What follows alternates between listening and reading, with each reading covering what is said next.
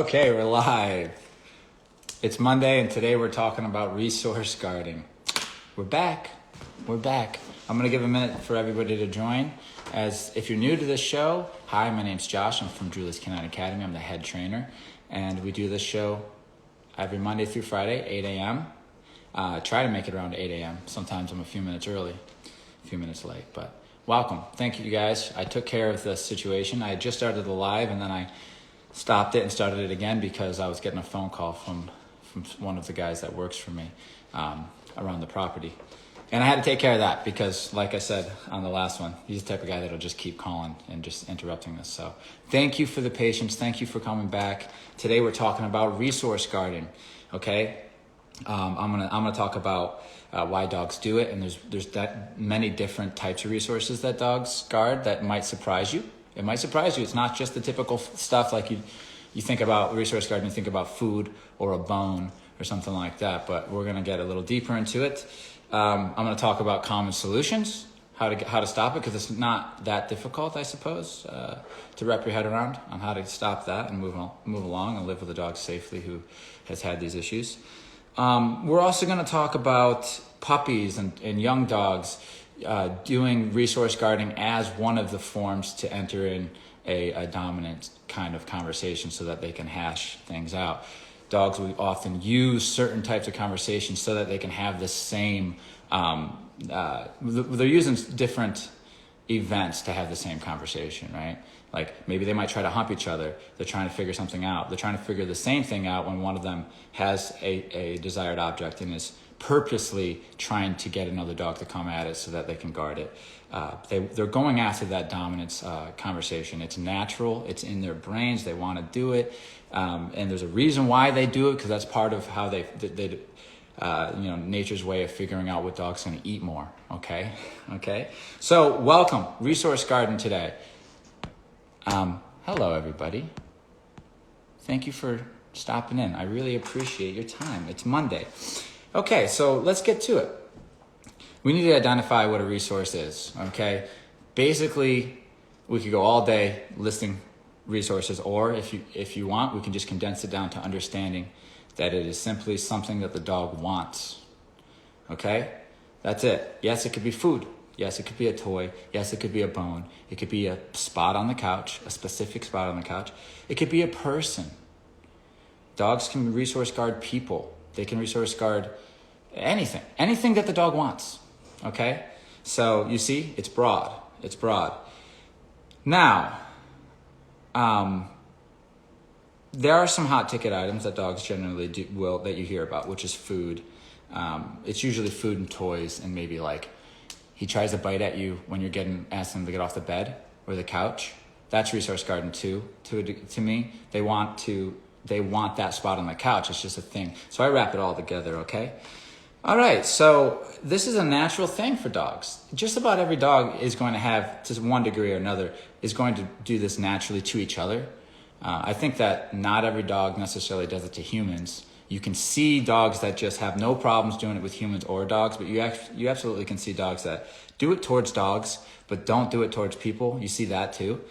But it is natural for them to do this. They're designed to do this when they have something of value, especially food, to keep the others away, even their pack members. They're not interested in sharing at this point. You know what I mean? It depends on how hungry they are. I mean, if everybody's full, everybody's having a good time. Nobody's going to get too crazy. But if dogs are hungry and starving, that's when it gets crazy, right?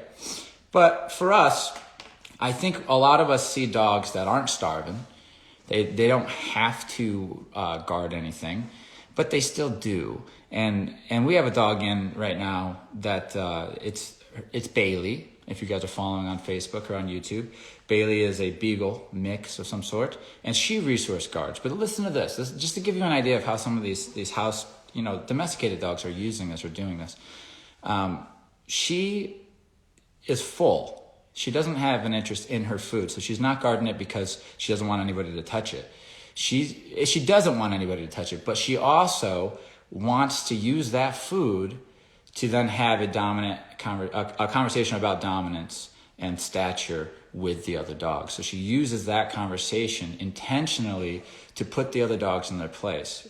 And she chooses this behavior because she knows and thinks that she can successfully do it. She's not choosing like, let me try to hump you because I might not be able to do that. She's choosing, it's the same conversation. It gets the same point across. She's just choosing a different way to have the conversation. So instead of trying to dominate them, because one of them's a pit bull, one of them's a shepherd, and that's not going to be so easy to do. She chooses to guard the food. Another story is Julie's dog that she grew up with. She used to take, it's a similar thing. She used to eat all of her food, but save like 2 pieces of kibble and then move them to another area in the dining room and guard them. She's not doing it because she's hungry. She's doing it for an activity, that dog probably. And because another thing that it can do, especially for young males, you see them do it all the time. They want to do it because it makes them feel confident. It makes them feel confident if they can win one of these conversations like this.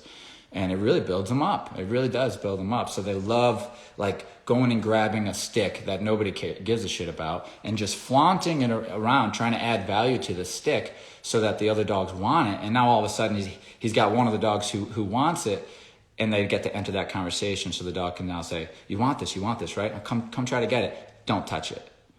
And that's his way of feeling powerful. So does he really care about the stick? No. Not really. He cares about the conversation that it provides. So this is what I want you to see, because this is what professionals know this stuff. They know that that dog's not just biting that dog for no reason. It didn't just come out of nowhere. I mean, resources ones are easy to spot. It's like, that's his bone he wants. Yes, that is his stick, but he didn't care about it 3 seconds ago. You understand? He just grabbed it, tried to add social value to it so another dog would try to come and get it so that he could enter a bullying type of, which is natural. I'm not trying to put it, this is what dogs will do without humans coming in and saying don't do it. They will absolutely do this. And it's all fun until somebody gets hurt, until somebody goes too far, and a dog can start to get really addicted to these types of behaviors, dominating other dogs, and then they can just become bullies and really enjoy doing it, right? So anyway, resource guarding, totally natural. Where we start getting phone calls though is like when humans get bit or when dogs are getting into dog fights, and that's usually over the heavy ticket things like a person, a couch, food, or a high value bone. And another thing is you got to remember about the value. Like some dogs might think that this bone is high value, and other dogs might think it's no value or low value. So it depends on what the dog thinks is high value. How do you stop this stuff? How do you stop it if I get a call and they're like, every time I go to give him his food, as soon as he gets his food, he gets snarly, and if I get too close, he'll take some snaps at me, and he definitely goes after the other dog, which is the type of phone calls you get. That's rehab. So if a dog's trying to bite in any way, it's consciously trying to bite a person or a dog, that's rehab. Like, we don't mess around with like little fixes. We're either not going to work with it. We're not going to work with it unless we can put it through a full holistic approach. So there isn't a Band-Aid fix for that. But for the dog who's doing it, who's just experimenting with conversing this way, because remember, it's communication. If it's a young dog who doesn't have a history of being really nasty with it, he's just kind of he knows naturally, this is part of his instincts, that he can guard things. He's starting to do it with other dogs, but maybe he's starting to do it with his human. Maybe he's starting to you see dogs play that way, even with you. You'll see a dog want you to try to take the tug toy, but then guard it. It's in them naturally to have these conversations. Why is it that they all want to have the same conversations? I think it's because it's nature's way of using play to teach them how to deal with these types of situations when they are real. You know what I mean? So it's almost like the play is prepping them for real life when they get older. So they want to have these conversations. Now they can take it too far because it feels good to win. So when it's serious when a dog really wants something. They didn't add value to it. It's something that they absolutely want, and they want by themselves, and they don't want you near it. Like a bone. This is where people mostly get bit, is over like high value shit, steak. We're talking any type of like meat. Things like this. You see that side of the dog come out, and they almost enter a different space, people say. People are like, he just turned into Cujo or something. yeah, they can just go wink because high value, man, that like it just kicks in. Some dogs got it worse than others.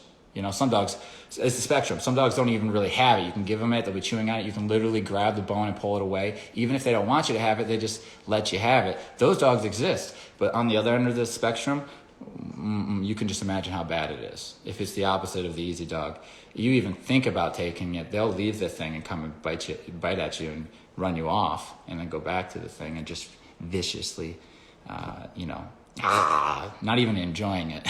And that's their association at this point. These types of dogs, this isn't their first rodeo. So now it's like they're in Normalville, right? They're just like, I'm the normal version of myself. And then all of a sudden, something of desire, heavily like a bone, is in front of them. You see them sniff it a few times and then flick. They're in that alternate state, boom. They're in this primitive space. And you can see dogs, I've experimented, when they hit this space where they're really in that primitive defensive place, you can start trying to like baby talk them and stuff. This is something that I've done just to see what would happen. I was like, hey buddy, hey, how you doing? And I'm watching the dog because the dog likes me. It has a relationship with me, but it switched to this other place. I'm watching it malfunction. I'm watching it get defensive towards me. Don't touch the bone, don't touch the bone. And then like hear the soft praise and stuff, and then kind of enjoy the soft praise, and watching him just kind of malfunction. Really like, like doesn't know what state to go in. And I'm like, okay, this is rehab. We need to do some work. This is associations, and this is also instinct. And this dog also he just happened to be one of those dogs that was game as hell. Guess what breed? Yeah, it was a pity. Really, really game. And when he switched there, he would fuck up anybody or any dog. It doesn't matter. You can't correct him enough. There's no correction that he's going to submit to. You know what I mean? This dog will die. It's the worst I've ever seen. He would die for this bone that he didn't even know existed 2 seconds ago, and it's just a space he enters. It's just a space he enters. As soon as the bone goes away, you watch the dog kind of like in stages just come out of this, and then he's out of it, and he's completely normal, and there is no intensity. There's nothing. That is extreme. Okay, most of what everyone's seeing is probably not going to be that extreme. The dogs who are younger, who are just doing it, and they like to guard their bone and stuff, and they're giving you a little teeth and stuff. Let me show you how we fix that. Okay.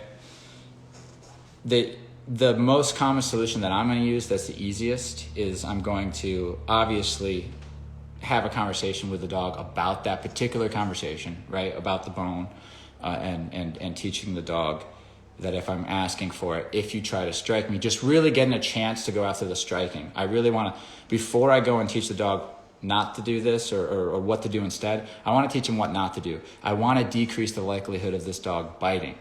No matter how severe it is, if it's biting, if it's growling, if it's snapping, the first thing I'm going to do with a setup, controlled experience is I'm going to kind of put the dog in the situation and just enter my hand, maybe a fake hand that looks like my hand, and just see where the dog is. Is he going to strike? What's he going to do? If the dog just sits there and growls and then putters out, or does he growl, snap? Does he bite? I want to talk to him about the biting specifically, because I know as a trainer, that's what people don't want to see. They just don't want to get bit. So we're going to have to decrease that. So that means we're going to have to use punishment to that so that the dog doesn't see that as the best option anymore. Okay, so I'm just what I'm going to tell you to do secondly, I could just do this, but I want to take the opportunity to decrease the likelihood of him biting in the future.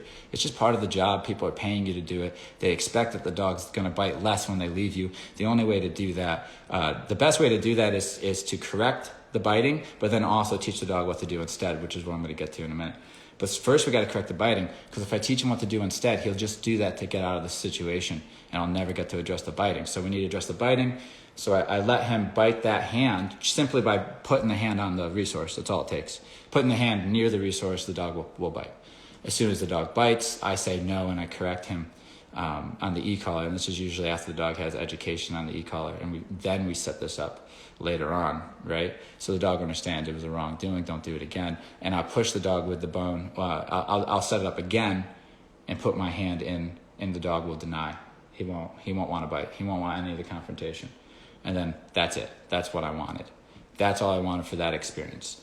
Hang that up, okay? Like, end that session, let the dog relax, in the background of the training, what he's learning out, and which means he drops the thing that he has. He's learning recall, which is beep, so it works really well because it's not a voice. And then he's going to get a stay command. So in the future, this is what he gets. Now that we've done our work behaviorally, and we'll check it in a week. We'll check it in 3 days, 2 nights, where I'll put him in the same situation. The dog will remember, and they'll deny. They won't want to enter that conversation. And I say, good boy. And I might even feed him something high value, like good. Thinking that way, thinking that I'd rather avoid the conflict than go after you for touching my bone, then this is a good way of thinking. On top of that, here's what we're going to learn. Now we're going to learn when you get a high value. You only get a few whacks at this, guys, because the dog catches on and the thing stops becoming high value. You only get a few shots at this. After I've taught him out separately, after I've taught him recall and stay, I'm now going to put him in a situation where it takes time to get the situation. I have to let the dog hang out with me. I have to let his hair down. I have to let him feel relaxed. It might take me an hour before I actually get to the exercise or more, just hanging out with this dog, just chilling with him. I might even let him hang on the couch. I want him to get into this space where he's feeling very comfortable. And then I'm going to give him something of high value. And what's going to happen is I might even give it to him. He might even be on the couch with it because it doesn't matter with how he's going to go home to stay safe. Now what happens, he's going to get into his bone. Maybe he's on the couch. Maybe he's on the floor. Wherever. He's comfy.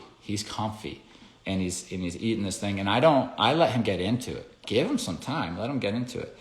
And then I say, out. Okay. The dog doesn't want to drop it. Little correction on the e-collar. He outs. Means he lets go of whatever's in his mouth and kind of backs away from it. I beep, come, recall him to me, and I go clear across the room. I might even put him on place. Place. The rules of place is you can't get off place. We've already got that shit solid. We've got the recall solid. There's no deny. The thing is, if you're new to this channel, every command you're able to reinforce. You're able to correct for non-compliance. So you always get it. So if you tell the dog out, if he doesn't out, you can correct, and then he does. If you recall the dog and he doesn't recall, then he does after the correction. Same with place. So that's why it works. So now the dog's on place. I go over there, I grab the bone, I put it away. I let the dog relax or whatever. If I need to do any work with the mind, I will. But usually at this point, they know what to do on place. And then I can release the dog. And now the item's out of the environment and the dog's free. So that's management.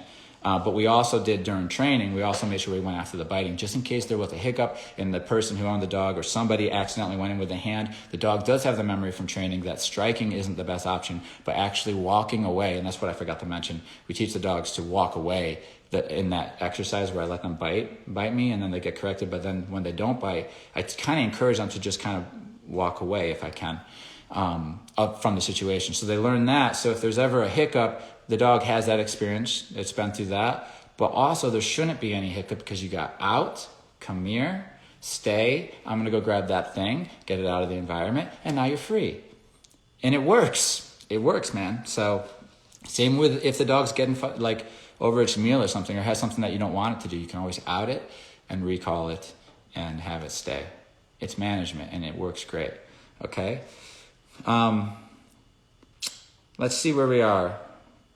I mean, this stuff is so interesting to me, just why dogs are doing this, and every dog does it to some degree, usually, especially if they don't do it in a serious manner. You might see them just do it in play. Like I've met dogs who are just so friendly and towards dogs and humans, right? There's no issues, but even during play, they have the instincts to grab a stick or to grab something of value and to like play guard it and play try to take it with play growls and play mouthing. That's the game that they're choosing, or they're choosing to play chase, which is like chase me, or wrestle. And these are the reason why they all want to do this is because play is almost like training. It teaches them how to do it physically. It teaches them the dynamics of it's like sparring. You're learning how to protect yourself for when the real thing comes. So resource guarding is one of those things that they learn to do. They do it in play, and so the way that you really stop it, if you don't want to do a holistic approach, is you just have to do what another dog would do. So if you think of two dogs in the room, they're both hungry, and they both want this one piece of steak. boom, right in the middle of the room. What are they going to do? There's stages to this shit. They might not just fight. There's stages to the conversation, especially if it didn't just like, if dogs run into each other from around the corner, they might just, blah, blah, blah. If they're on balance, they might just go at each other. But let's say these dogs both enter the room and they're both hungry and they both smell the meat and then they see each other. What are they going to do? It depends on the temperaments of the dogs and the backgrounds of the dogs, but they're not just going to go, more than likely, they're not just going to go wham and kill each other and then it's over. And they're probably going to look at each other and they're probably going to start with a stare off. There's stages. One of them gets to back away through these stages, and that's set up so that they don't kill each other. And the whole species is just killing each other. It's saying, I don't have an interest in killing you, but I have an interest in the food. How much interest in the food do you have, right? And that dog, one of the dogs might say, not that much, and just back away. And then there's no confrontation. But if they both want it bad enough, they'll stay through that intense stare, and they might even take steps closer.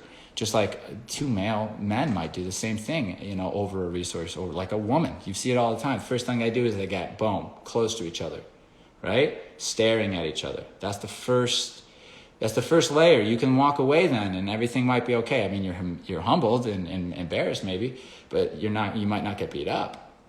But if you both want it and you both stand there, now we got to take it to the next level. And what that looks like with the guys is, boom, one pushes the other, generally. Push. You see that all the time. The push comes first. Not just, I'm going to kill you, right? I mean, that can happen. I'm trying to simplify how this can work for you guys socially. The push. And what the push is like, now are you going to push me back? Are we going to fight? Are you going to hit me? Or are you going to bitch out, right? That's what guys would think. The dogs are gonna look at each other and then they're going to growl, usually, right? And that's their first layer, like, I'm serious about this. And then if one gets closer, they might even snap. It's going to eventually make it to a little snap, right? If that other dog runs away during the snap, there's not going to be a big confrontation. But if he snaps back, that's where it happens. And then they're going to fight. And they're going to fight until, you see a dog's fight. It's like, they're on, and they're off for a second. And then they're on, right? That's what you can see. You'll see them go at it for a little bit, and then eventually there's going to be a breath, usually. And in that moment, if you submit, if you're the dog that's not doing well, if you submit, it's going to end there for you. It's going to end there for you, and you can at least lick your wounds and walk away. But if you keep getting up and it's game, like if both the dogs are equally as game and want it equally as bad, it's going to be bad. It could go to death. It could, right? This is wild. I'm thinking wild. Dogs, no humans are coming in to stop them.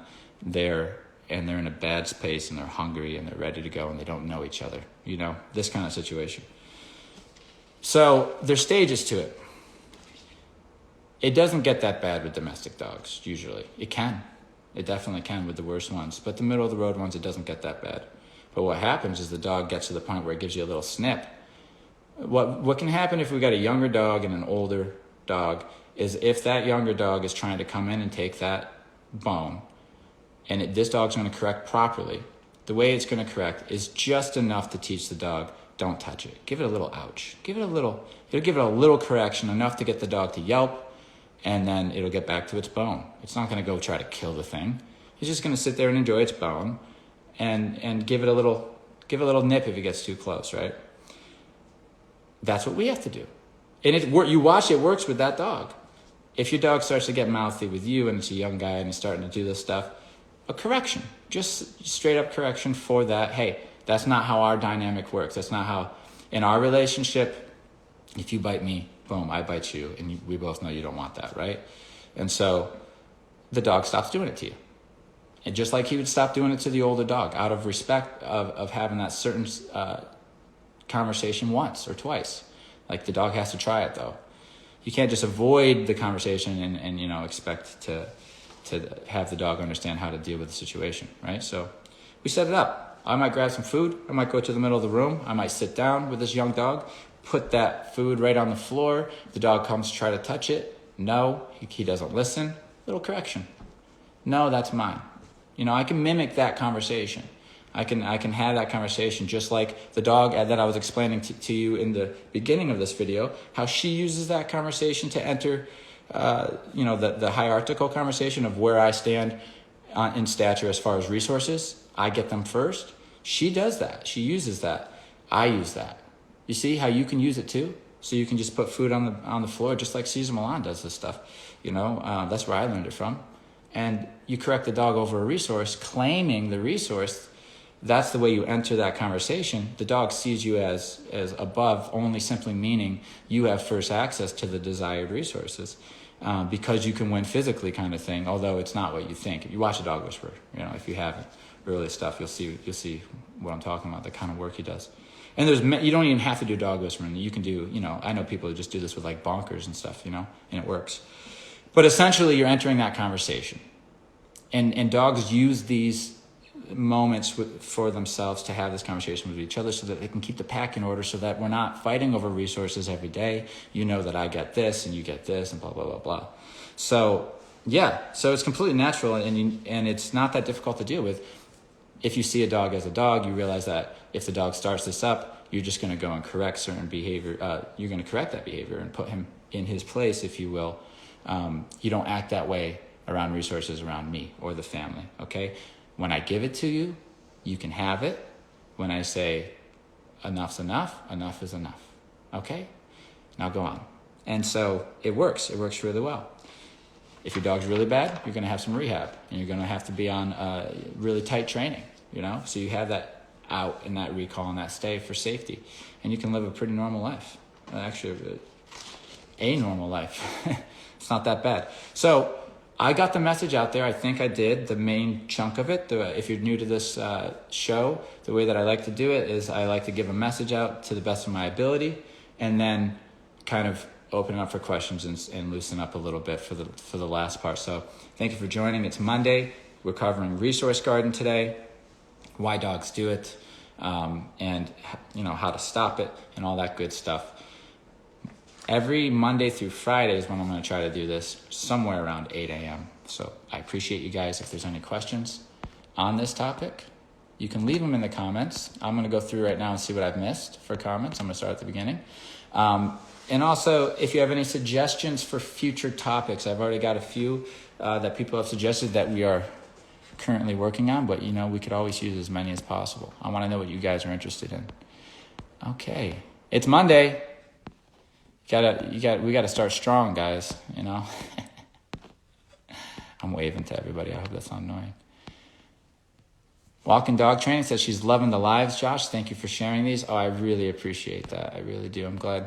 The support is why I keep doing it. Calm Canine Training says I'd bite over steak too. Me too. I'm definitely a biting dog for sure. Maria says, so many calls and conversations about Resource Garden this week, so I'm thoroughly enjoying this. Yes, and I'm sure you'll get many, many more as the years go on because it's super common.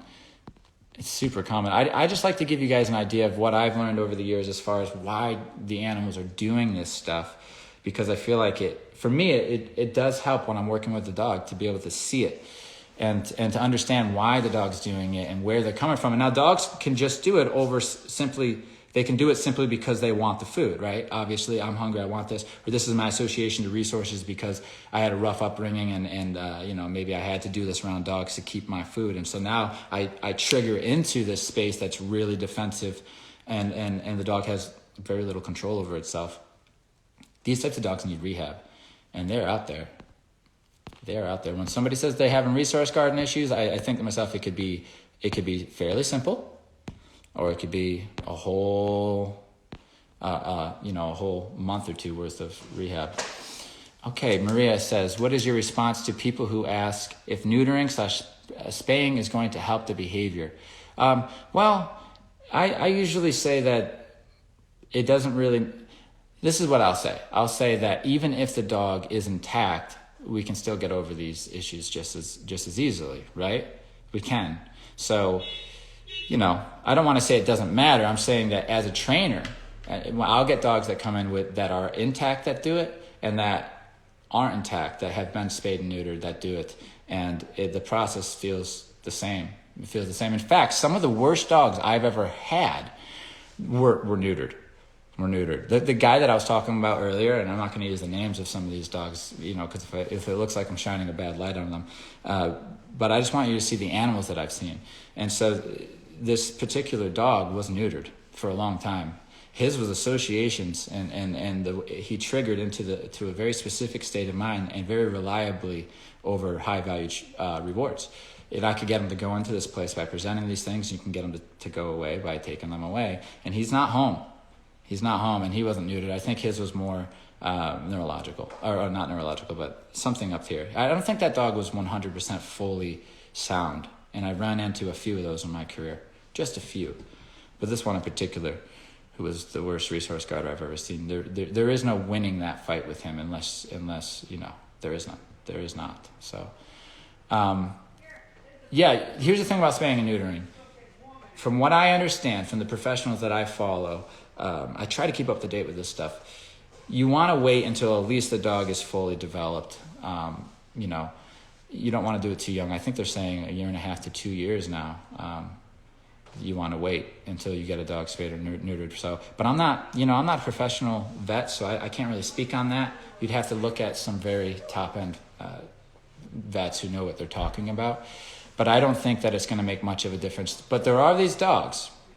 There are these dogs that aren't neutered. Right? There's some truth to it, and there's this extra layer of like stress in these dogs when they do everything, like almost like sexual frustration. And I've talked about this before. That sexual frustration element can really make everything a lot more intense. I mean, a bit more intense. Let's say that. It can make it a bit more intense, and so I would imagine less testosterone might help with that. So, but I don't think that that's going to be the priority. I think the priority is going to be keeping the dog healthy, physically. So for me, health comes before training. I always say that to people, medical first. So spaying and neutering, if it's going to help with the dog's development, then I would deal with the behaviors while the dog's still intact and just let them. It works. The dogs that I started on, none of them were intact. Up in the mountains, these dogs, they all had balls, and they're all the girls would go into heat. It's just, you can learn. Dogs are dogs. It can be a little bit more challenging, but if you can deal with tough dogs, you're not going to have a problem with it. From a resource to what? Okay, sorry, I was reading this. I'm only here for the dog. Says, can the association move from a resource to what the dog is guarding from? As in, the dog just starts to get a negative association with a person they guard from. Yes, I do believe in this. I believe in this strongly. Absolutely. They can. I do think so, and I've seen it before. Obviously, can I prove it? But yeah, I see that happen all the time, and that's how associations can work. It really works that way. Good on you for thinking like that. Did everybody catch that? So basically, the question is, can the dog start to get an aversive association towards a person, a specific person or dog or whatever that comes up to them while they're guarding?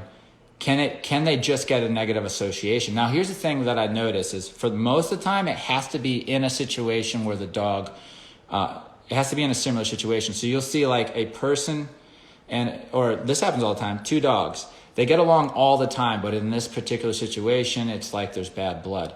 That's what I see most commonly, where it's like, I'm about to eat, nobody's fucking with my food, but that guy fucks with my food in the past, so I'm already eyeballing him just because it's happened before in association to food or whatever the situation is. That's the most common.